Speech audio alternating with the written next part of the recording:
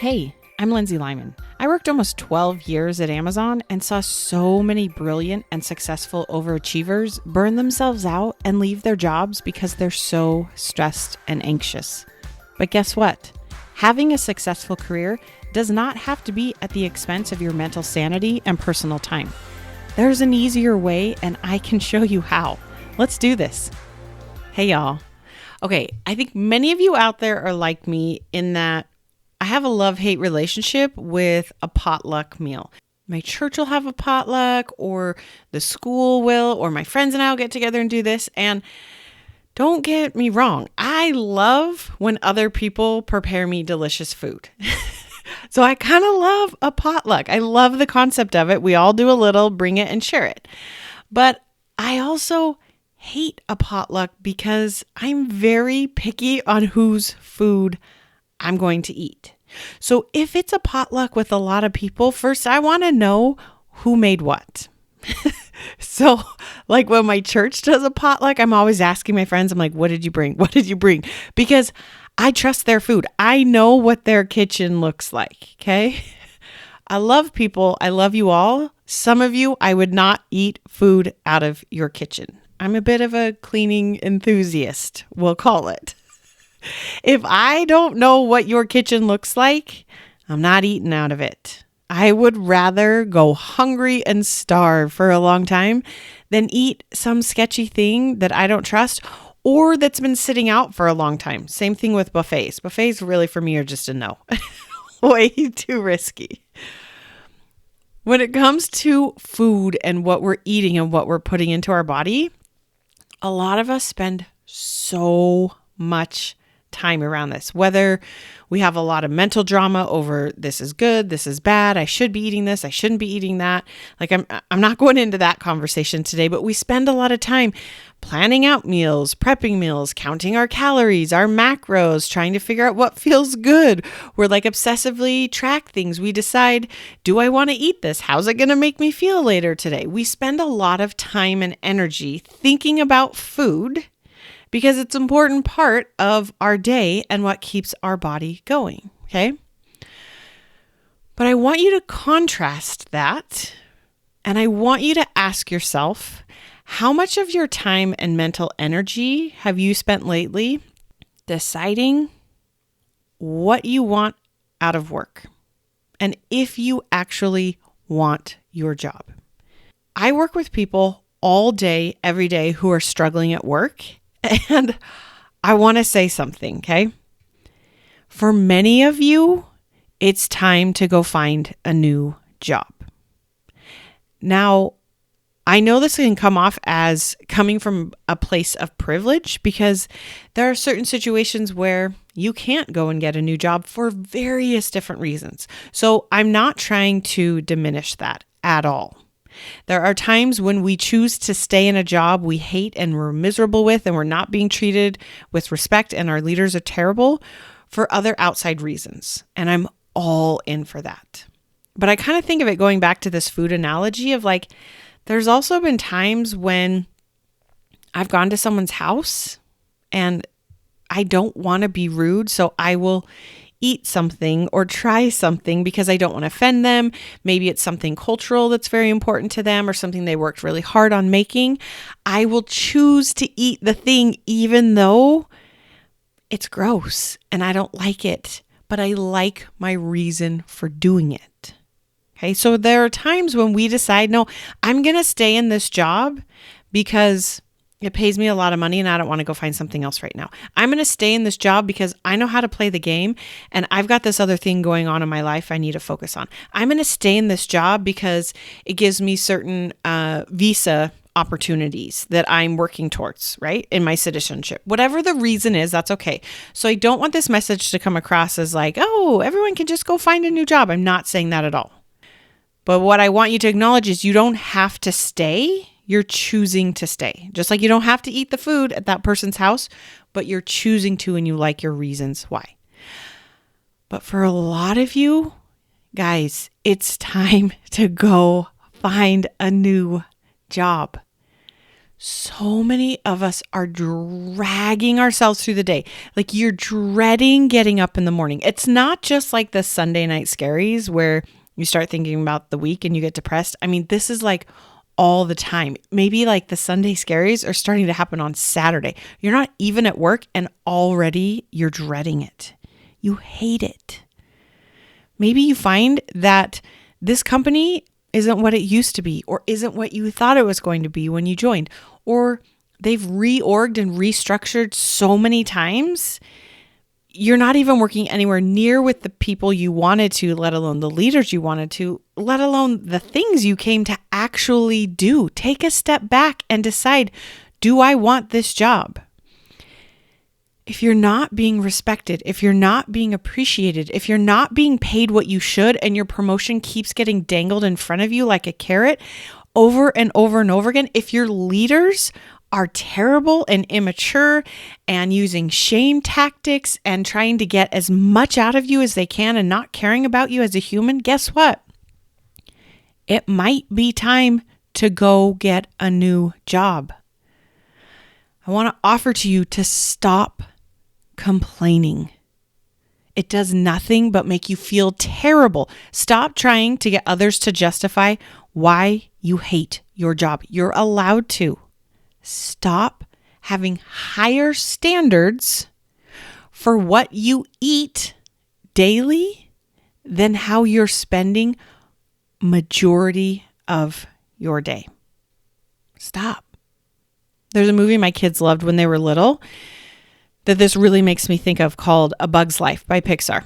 It's a pretty great movie if you hadn't seen it, where essentially there's these colonies of ants that are spending all of their time trying to prepare for the winter, and they're trying to gather enough food for them as a colony to survive. And they also have to gather enough food for the grasshoppers, because these grasshoppers come and attack the ant colony if they don't supply food for the grasshoppers for the winter. Okay.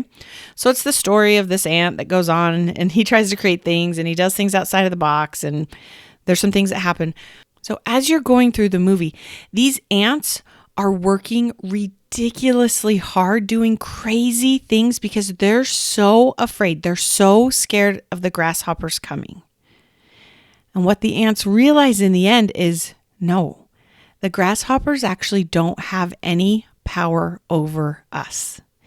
If we don't feed them, they will starve and die. Not only that, but what they really come to realize in the end is there are 10 times more of them, more of the ants, than there are of the grasshoppers. And the ants realize they have all the control. They have all the power. And they finally push back and they say, no, grasshoppers, we're not feeding you anymore. You got to collect your own food. We're collecting our own. And then we're going to go and enjoy life and be ants. I want you to think of it in the same terms as your work environment. So many of us are staying stuck and staying in these jobs because we're so scared and afraid that we're not going to be able to find a new job, or we're not going to be able to get paid what we want to get paid. We're never going to get the promotion. We're not going to have the work flexibility that we want. But guess what? So many of us are in the same situation where we are the ants. The way we stop tolerating and allowing these companies to have these emotionally immature leaders and toxic cultures is we realize we are the ones doing the work and there's more of us than them. I'm not promoting violence. I'm not saying we go and do crazy, ridiculous things. But guess what? If enough people start leaving, leaders start noticing and start paying attention. If companies get a bad enough reputation, people won't work for them and they have to start treating their employees better and paying them better and providing more benefits. What happens when we just stay in these cultures that we believe are toxic and terrible? We're not helping the solution, and we're just making ourselves miserable along the way. Because here's the truth. There are other jobs. There really are. I know so many of you out there are saying like, it's so hard right now. Things are scary. I don't want to leave this job. At least I have a job. This is completely fear-based. This is like the ant saying, I'll just provide food for the grasshopper and it'll be fine. And I'll just work crazy hours and it's better than the potential outcome. No, it's not. You have all the control. You have all the power. You are brilliant at what you do. You deserve respect. You deserve to be properly paid for the value you add. Stop letting these companies steal from you. Stop letting them pay you for 40 hours but expect you to work 80. There are jobs out there. There are thousands of you. They will pay you what you are worth. You can make it work. But just like the ants in this movie, it won't happen until you have a shift internally to realize and have the self-confidence to say, no, I deserve better. I respect myself enough. I'm going to make something work. But before you leave and go find that job, here's what I think is crucial. You have to learn, how do you have that turning point and build that self-confidence in yourself to say, enough. I'm choosing me. I respect myself enough and I deserve to work in an environment where I'm respected and paid for what I bring to the table. I'm going to go find it. You need to leave from a good place. If you leave because you're running away and you're so burnt out and you're so freaked out and you're so scared and you just have to get out at any cost, if you don't have that self-confidence, guess what? There's no job that's 100% amazing. Chances are that next company, they're going to reorg again. Most companies do. Your job will shift and change. That's how the work environment is these days. But when you know how to have the self-confidence to deal with it and know, okay, I've gotten what I need out of this, it's time for the next thing, that's when it's time for you to go. You want to leave from a good place, just like I encourage you to stay from a good place. Like your reason for staying and stop complaining. Remind your brain, no, I'm choosing to stay for this visa. No, I'm choosing to stay to get this stock vesting. No, I'm choosing to stay for this promotion that's coming on this date. And you work towards those and you like your reason for staying, and then you go when the time is right. I love all my clients, you guys, I really do. But there's a handful of them that are so frustrated because they've been promised promotions and they're not happening. And so much of it has nothing to do with them and is completely out of their control. Managers have changed. People have left the company. They've reorged. They've been on freezes where no one's getting increases, right? But they just keep getting this promo dangled in front of them. And I'm like, go get a new job. I'll put a link in the show notes. But as I was researching for this podcast, I found this article in Forbes that was talking about it's actually easier to get a pay increase by changing jobs than staying at your same job. This article was published in 2002, so it's a few years old, and they were diving into data during the pandemic, but it was interesting to me. It said, during the second years of the pandemic, half of the workers who changed jobs saw their pay increase 9.7%, so almost 10% by getting a different job. While the median worker who stayed in that same job experienced a loss of 1.7, right? Inflation is going up at a high rate. If your company isn't at least matching that inflation, if they're not giving any increases, you're literally taking a pay cut. Don't be okay with that. Go get a new job. You deserve it. You're amazing. But leave from that place of, you know what? I deserve to be paid for the value I'm adding. I'm going to go find a job that's going to pay me that. Don't leave because you're angry and mad and ticked off and this place is never going to get it and they don't deserve me. That you're going to take that anger and frustration and resentment with you to your next job and it's going to show up again. You got to learn to deal with it and process it and go find the new job from a place of self-confidence, from a place of this is what I do, from a place of I can find a job no matter what the job market is. I'm not in a rush. I have a job today and I like my reasons for going to look for a new job. I know what I deserve to be paid. I respect myself enough to find a way to make that happen. So if you find yourself stuck in this situation, my challenge to you is you've got to shift from a place of confidence, which is based on what you've been able to produce, what outcome you have had, things you've created in the past. And you got to shift to a place of self-confidence, which is a belief in you. It's a belief in your ability to figure it out. We're not desperate and need a control and make sure we get that outcome. We're 100% invested in believing we can make something work.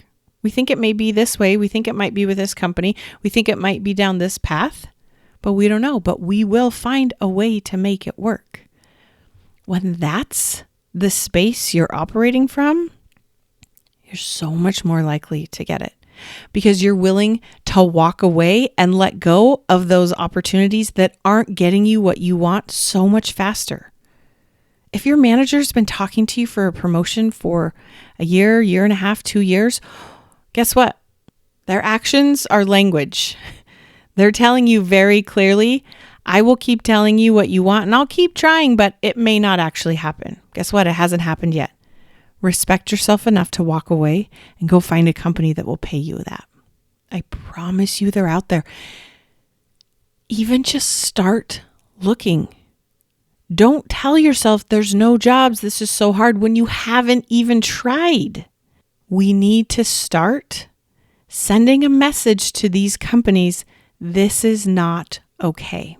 One of the ways we can do that and feel like a good human along the way is to stand up for yourself and go figure it out and let that company stay and deal with the consequences of their choice not to promote you. When we all rise together and stand up together and say, no more, we will not tolerate this type of leader in our company, we are leaving, this is when companies will start to listen. Go be the ants in a bug's life. We don't need to be afraid of the grasshoppers. There are more opportunities out there than you could ever imagine. Stop waiting around to get paid what you deserve, to get that promotion that you've been promised, to get a good leader, to find a mentor that's going to support you, and go make it happen. It's the best possible way for it to come even faster. All right, y'all. You're amazing. You got this. We'll talk soon. If what you're learning from this podcast is helping, this is just the beginning. Each week, I offer a limited number of coffee chats so that you and I can connect one-on-one and talk specifically about what's going on for you. You'll leave this call feeling more hopeful and motivated, but I'm also going to teach you a few things to try right away to get unstuck. Space is very limited and these are free, so grab your spot before they're gone. Click the link in the show notes or go to lindsaylymancoaching.com/chat and sign up today. You got this.